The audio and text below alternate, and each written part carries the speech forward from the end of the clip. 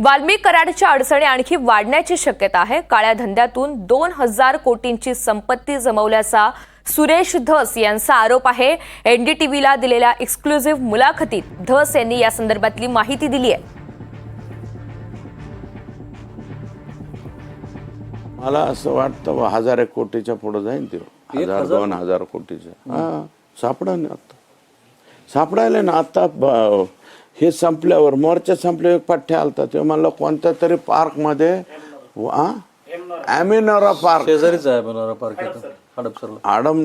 हडपसरचा अॅमिनोरा park मध्ये तो पोरगा जाडीवाला पोरगा म्हणला अख्खा फ्लोर वाल्मिक अण्णाच्या ड्रायव्हरच्या नावावर आहे आत्ता म्हणला आत्ता। मग आता हे वाल्मिकचं काय बाबा हे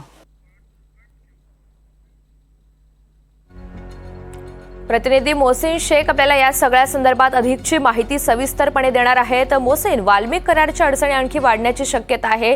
सुरेश धस यांनी काही आरोप केलेले आहेत, या संदर्भात काय सविस्तर माहिती?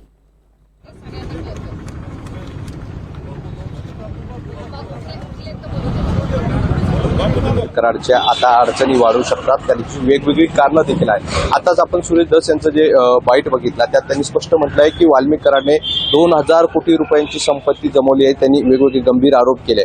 सोबतच आज सकाळी अंजली दमनिया यांनी देखील एक ट्विट केलं ज्यात त्यांनी वाल्मिक कराडने कशा पद्धतीने वाईन शॉप जे आहेत तर बनवले आहे, मिळवले आहेत, ते थाटले आहेत, याचं सगळे काही कागदपत्र पुरावे देखील त्यांनी सादर केलेले आहे। असं असताना एवढे गंभीर आरोप होत असतात, त्यामुळे वाल्मिक कराडच्या अडचणीत आणखी वाढ होणार आहे। या सगळ्या गोष्टींची जर चौकशी झाली तर वाल्मिक कराडच्या अडचणी वाढू शकतात। सोबतच खंडणी प्रकरणातील जो आरोपी आहे चाटे म्हणून त्याने देखील पोलीस कोठडीत एक जबाब दिलेला आहे की मी ज्या पद्धतीने त्या पवन कंपनीच्या त्याच्या मॅनेजरला धमकी देण्यात आली होती खंडणीत, तो फोन मीच लावून दिला होता वाल्मिक कराडांना असं त्यानं कबुली दिलेली आहे। त्यामुळे त्या देखील वाल्मिक कराडांची अडचण वाढू शकते।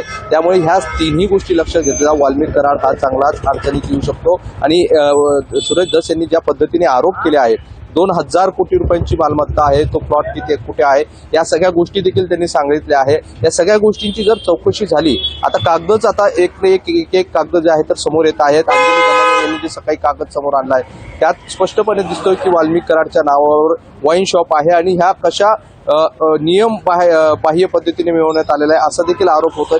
त्यामुळे एकंदरीत ह्या सगळ्या प्रकाराची आधी जर चौकशी झाली तर वाल्मिक कराडचे पाय खोलात जाऊ शकतात, तो अडचणीत येऊ शकतो। आता आणखी या सगळ्या प्रकरणात काय काय समोर येतं, कोणत्या गोष्टींची चौकशी होते हे पाहणं महत्त्वाचं असणार आहे। मात्र आज घडीला या सगळ्या गोष्टी आणि सगळे आरोप पाहता वाल्मिक कराड अडचणीत येण्याची दाट शक्यता आहे। ऋतुजा, मोहसिन, सुरेश धस यांनी प्रचंड असे गंभीर स्वरूपाचे आरोप केलेले आहेत। त्या आरोपांच्या दृष्टीनं, कराडच्या संपत्तीच्या दृष्टीनं नेमका तपास सुरू झालेला आहे का, त्या संदर्भातली काही माहिती मिळतेय का?